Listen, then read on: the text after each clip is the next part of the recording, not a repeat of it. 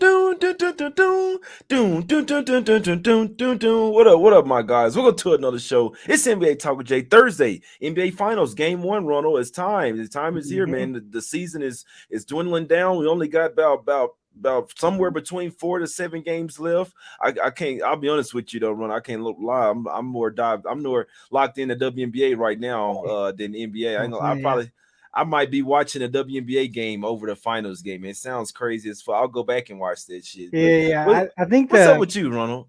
I feel the same way, dude. Like I think it was one of the last two games of the Celtics series. I missed the whole first, second, and third quarter and watched the fourth quarter because I was watching WNBA. I was locked in. But Hey, yeah, got man, to. WNBA has been doing really well. Number one in WNBA profit over at Wager Talk. NBA is obviously doing pretty well as well. I think it's like 60 some percent the last Hmm. uh, month or so in the NBA. So both basketball, WNBA and NBA doing pretty well. So hopefully we just continue to close out the NBA season and then continue starting the WNBA season strong. I know you've been hitting the WNBA too, man. Yeah, nah, I ain't gonna lie, man. I've been cashing out pretty nice in the WNBA, man. So I'm looking forward to that. It's only one game tonight. One game in the NBA, one game in the WNBA as well. If you want, we can talk about it as well, Ronald. After we let's go ahead and go Yeah, to the streets of Denver in this one, guys. First game up, we got the Nuggets. We talked about this one yesterday with Ski. Line was at 8.5, up to 9, basically across the board now. It's 1 8.5 left out there at DK and minus 115. That's if you like the Nuggets side, but if you like the Heat, then you can get +9 across the board. Total sitting at 219 in this one, Ronald. I personally, I made a small play on the Nuggets, might say to have small play on the Nuggets team total over 113.5. Ronald, what do you think about those couple plays? Let's talk about the side first. Do you think yeah. that the Nuggets come out here super rusty? They had 9 days off of rest, whereas the Heat they had 2 days coming from. Now we know that they had Game 7, right? So not Hmm. a ton of rest for the Heat, but what I like to look at it is that the Nuggets have plenty of more energy. Whether you could be a little bit rusty, but you have a ton of more energy to give to the game offensively and defensively, in my opinion. Running and gunning. We know here in Denver,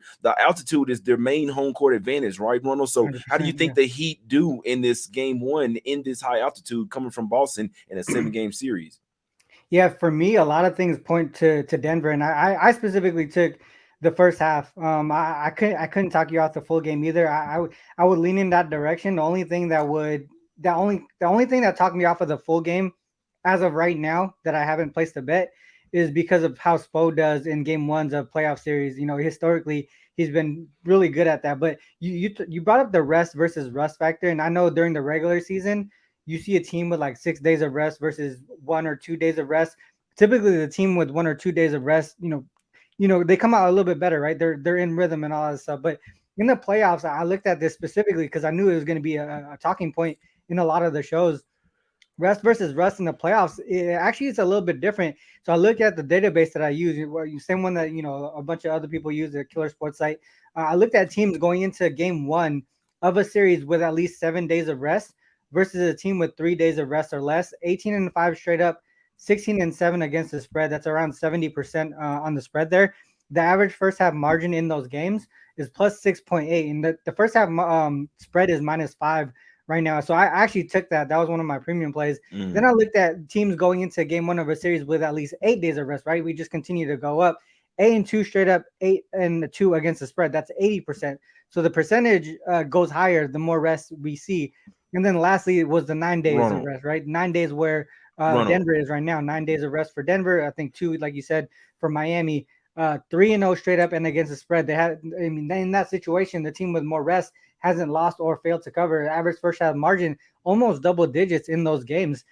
So that, I mean, that's like I said, that's the reason why I took the first half. But from even a matchup perspective, if we look at the historic matchup between the Heat and the Nuggets, the Heat have lost and failed to cover against the Nuggets in 6 straight games. If you go back further than that, they've lost and failed to cover 9 of the last 10 matchups. The one game that the Heat won and covered was the one game they played in the bubble. And within that Mm-hmm. 10 game sample size, they played in Denver 6 times. The average first half margin in those games, Nuggets were up by an average of 7.6 points at halftime. So a Mm. lot of things, like I said, pointing towards the first half spread for Denver. Like I said, the only reason why I targeted the first half because Coach Spo has that track record of making halftime adjustments, especially in these game ones. In these game ones where they're 11-3 straight up, 12-2 against the spread since 2015 with Coach Spo. In the first half, as dogs, they're typically down. Right in the Mhm. second half is when they take advantage. They make those adjustments, and I wanted to kind of stay away from that, but still, everything really points to Denver. Even if you just look at this season in the regular season, Denver as home favorites when they're more rested than their opponent. I think they've only lost one time, and they failed to cover only maybe 2 or 3 times out of that. So a lot of things pointing to Denver full game, halftime, and all that stuff too. So I can only look in their direction. Ronald, I just want to ask you real quick: the 8-2 straight up and against the spread coming off Yeah. the Reds, was that first half or was that full game? Those are full game numbers. So those Okay. spread number, the straight up and the spread numbers that I gave. So the eight days of rest or more versus teams with 3 days or less, 8-2 straight up and against the spread. That's 80%. That's the full game. But the average, I just mentioned the average first half margin, which was plus 6.9.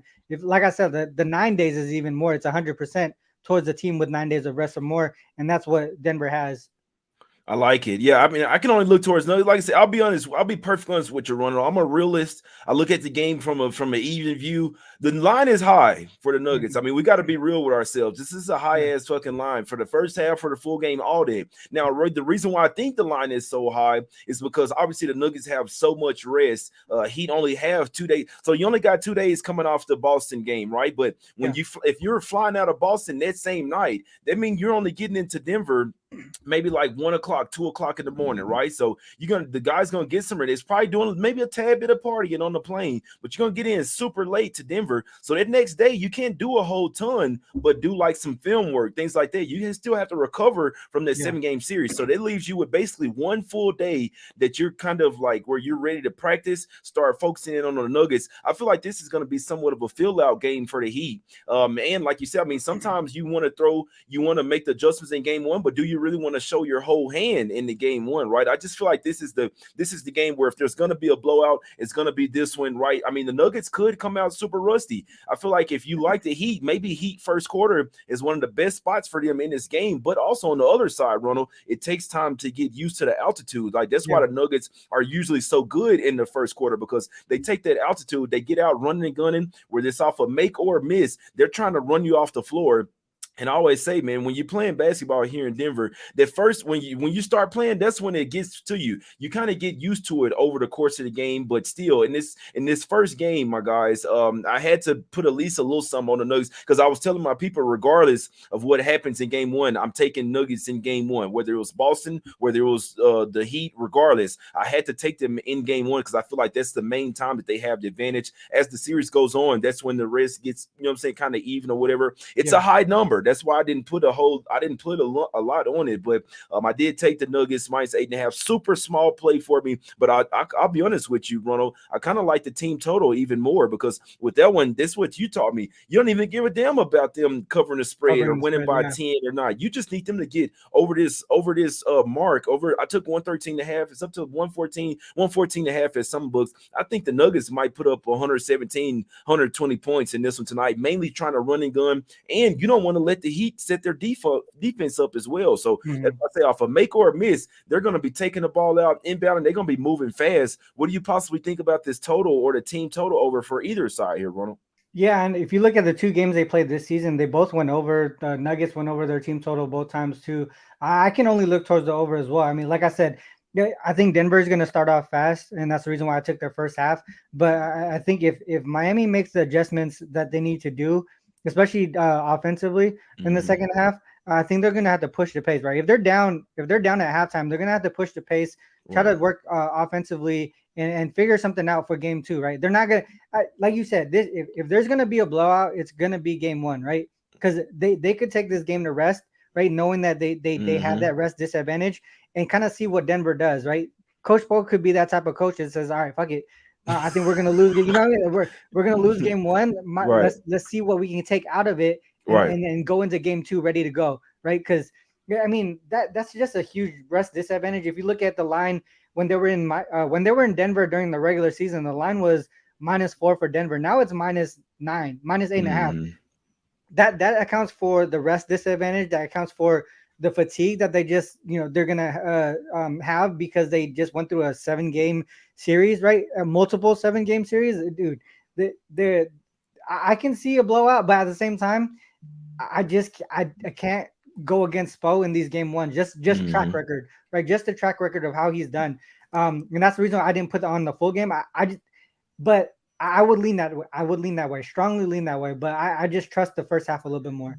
No, I'm right there with you. So what, Ronald, you liking Nuggets team total over? What am I? That What are we that doing? that that's definitely a spot that I would look at. Yeah, the over, full game over, team total over. If anything, dude, like if you take the team total over, would be good. Just because if you look at what happened with Minnesota, right? What they did against Minnesota, they didn't have to score too much because they were blowing them out already, Right. right? But I think that Miami has a better chance of keeping this closer towards the end of the game. That'll help them push over the team total if you want to go in that direction, right? If you want to pivot and take the team total over.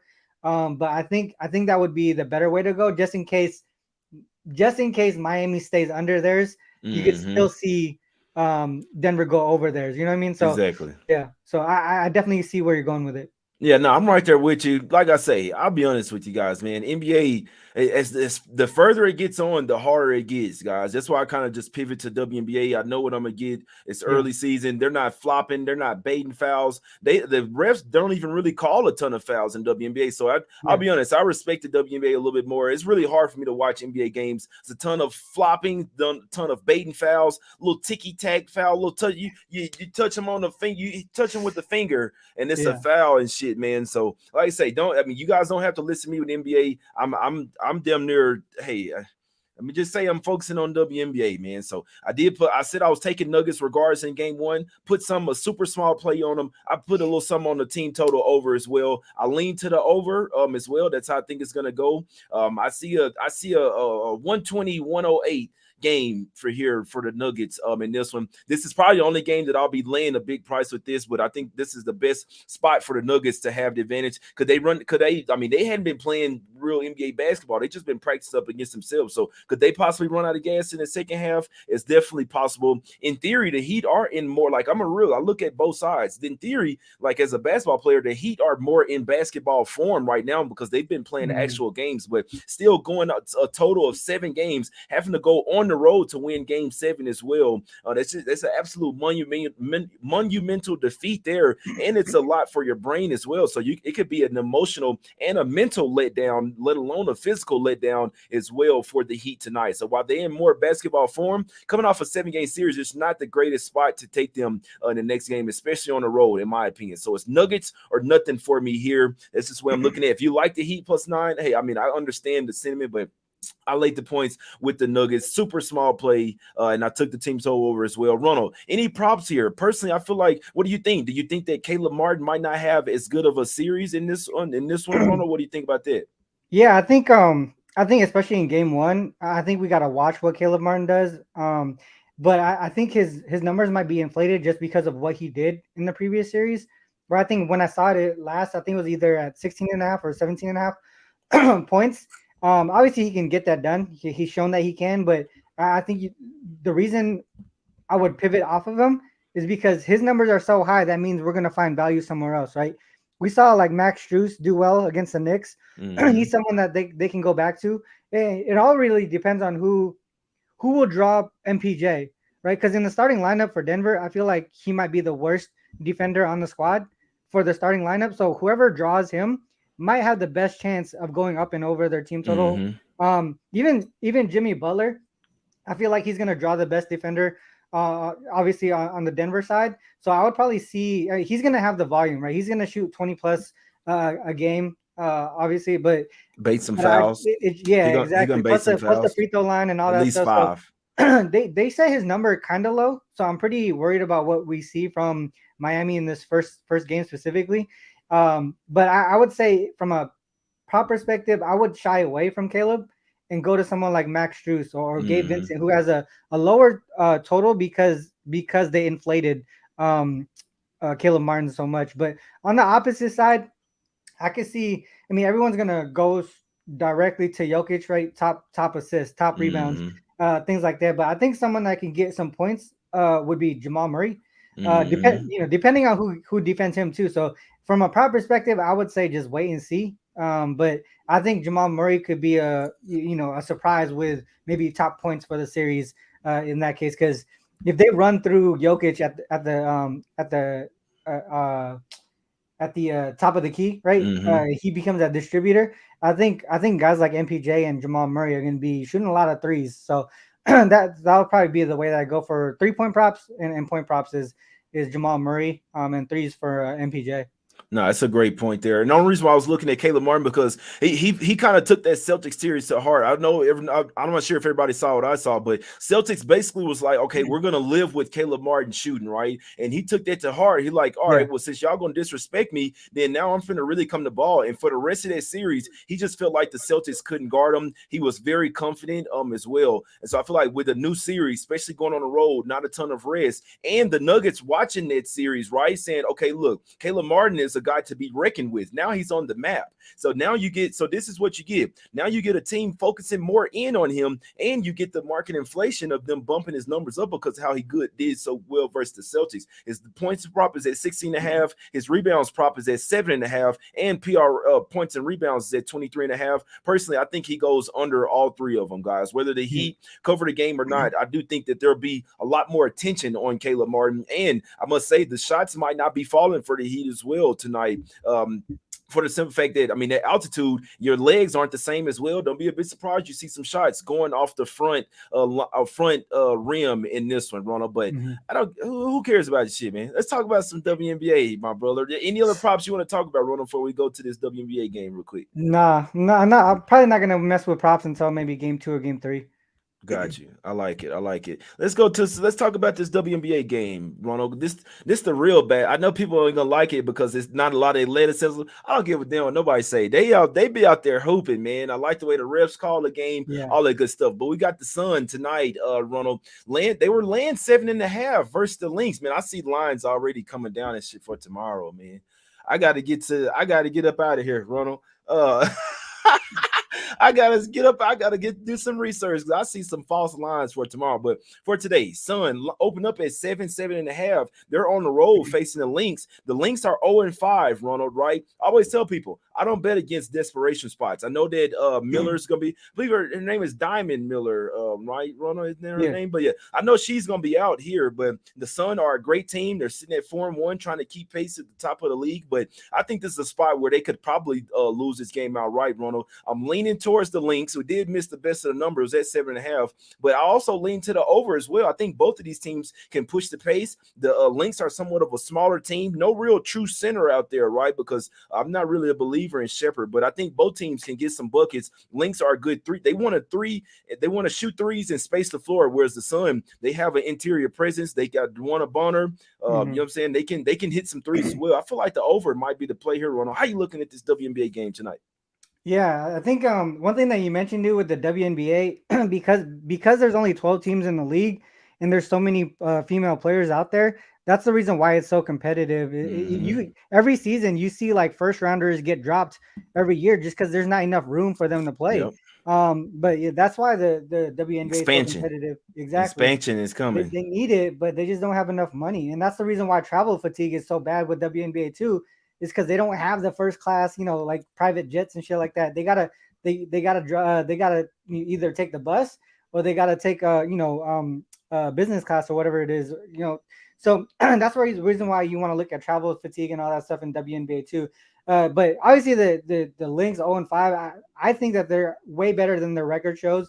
If you look at their squad, I took the Lynx over their team total the other day. They put up 89 against the Wings. I think that's gonna jumpstart them with Mm-hmm. with some like a string of great offensive games, because if you look at their squad, they got a bunch of double-digit scores, like legit double-digit scores. You got Kayla McBride, Nafisa Corey, you got Tiffany Mitchell, Ariel Powers. She was a double-digit score for 4 straight seasons, and now Mm-hmm. she's coming off of the bench. That kind of shows their depth, right? That's how deep they are. But obviously they're 0-5. Something's not clicking, but I think at some point things will. And you mentioned Jessica Shepard. I know she's not like she's not gonna always look for her shot, but she's a big, tall center. She's Right. not the what did Ski say? Brianna Jones got like 30 pounds on her. Right. But she can hold her own. She just got her first double of the season. She Mhm. played all 40 minutes of that game against the Wings. That kind of shows how important she is to this squad, right? How versatile she is, what she brings to the table. The reason why I think she's an X factor today is because the Suns struggle against centers and power forwards specifically. If you look at the some of the games that they played for the Sun, Aaliyah Boston, center for Fever, Eight. Melissa Smith, the power Eight forward on for the them, Fever, bro. they did well against the Sun. Shakira Austin, EDD for the Mystics, power forwards and centers. They saw similar success against the Sun. So for me, I would look towards Shepard and Coyer today to be pretty successful offensively, offensive rebounds, points in the paint, and get them over their team total. So that's the way that I went. I think, like you said, we were talking right before the show. I think the Lynx going to control the pace. They're going to play with a lot more motivation, a lot more desperation, being down 0-5 when they know they shouldn't be. So I took their team total over, whether or not they win or cover, like we were just talking about in that Nuggets game. Whether they win or cover, I feel like they're going to go over their team total. Right. No, I'm right there with you, my guy. I'm right there with you. I think the Lynx get up, running up and down the court as well. And if they're going to go over their team total over, that means the full game is going to go over, in my opinion, Ronald. Should. So I'm right Yeah. there with you. I'm looking at the same shit as you. Heavily lean to the Lynx. Even, I mean, the line going down, even with Miller being out a starter. I know she's a rookie, but she plays a lot of minutes for them. So even with that, with her out, they can. I think they moved Tiffany Mitchell into the starting lineup last game. Yeah. But regards to that, I think this team is hungry. Both teams are coming off only one day of rest, and both teams had to travel as well. But I just feel like the Lynx are fighting hard. They're somewhat teetering on a win, right? So 0-5. They're desperate for a win at the house. They got the home crowd behind them. I heavily lean to the Lynx now and did miss the best of number, but I think the Lynx get it done regardless whether I go official Yeah, or man, not. I'm kind of mad that I didn't take the 7.5 because I was eyeing it the Mhm. whole time. I ended up with I the team think total over, I and think now it's it's either at they five gonna and a win. half and shit. Yeah. So, I think I it's mean, either they gonna win or they gonna lose by double digits, Ron. That's how I look at it. I don't think there's really exactly. any in I feel like between. they have a legit chance to win this outright. I already stuck with what I got what I got, so I don't want to take the worst number.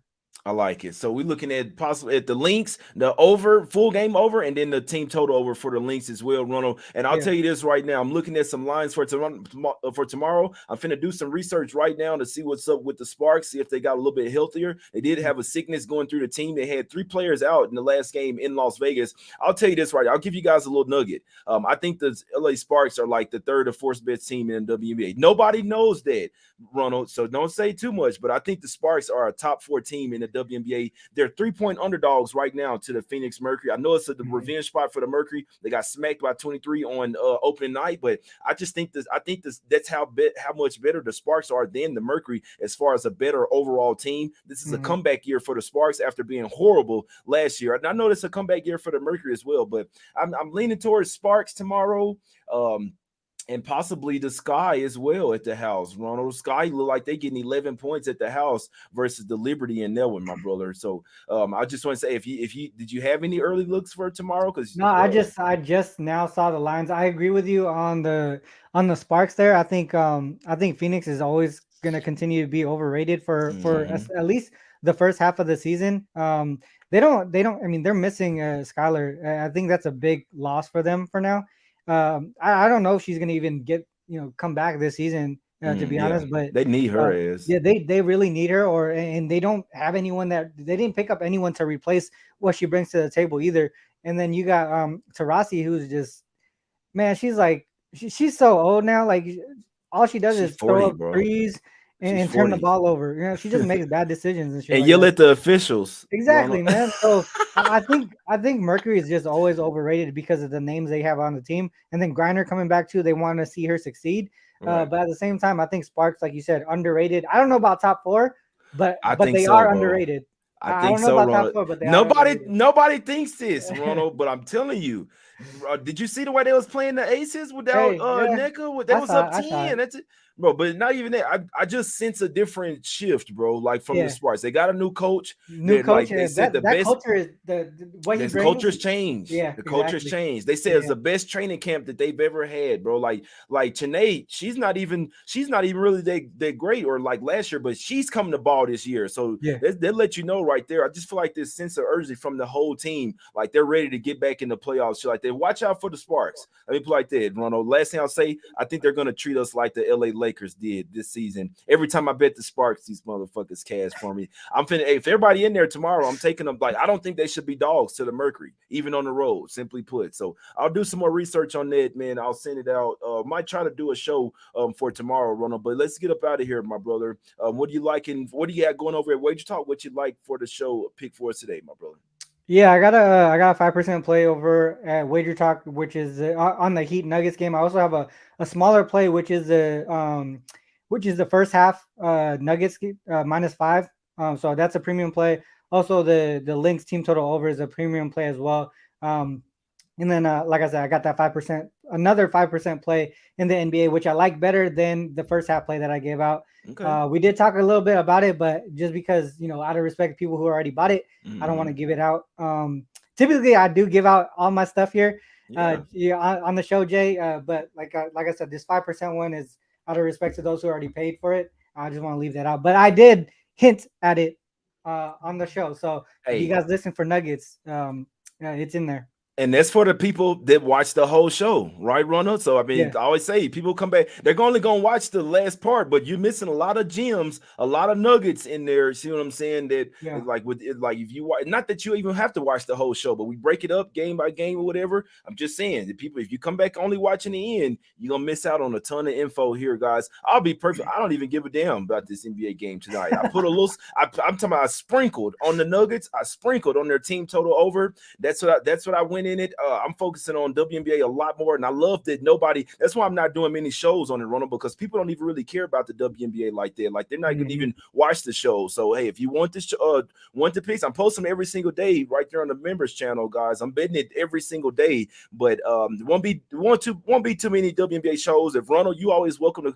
If you want to do a WNBA show, I'm with it. I told Ski the same thing, but other than that, like just solo WNBA shows, I'm not gonna be doing a ton of them just because I know people don't care about it. But super small plays for me. Nuggets team total over as well, and I do lean to the full game over as well in that one, guys. If I'm betting WNBA tonight, I could only look towards Lynx plus a 5.5, their team total over, and the full game over in that one as well. 4 games tomorrow in the WNBA. I'm finna lock in with that shit right now. I'm gonna try to give me some cash for Friday WNBA, guys. That's the show, man. That's our guy Ronald Cabang. Y'all go follow him on Twitter right now at UCapper Sports. I'm your host, Jay Money's Money. Let's get this cash, my guys. We will win. We out, guys. Let's go. Let's cash.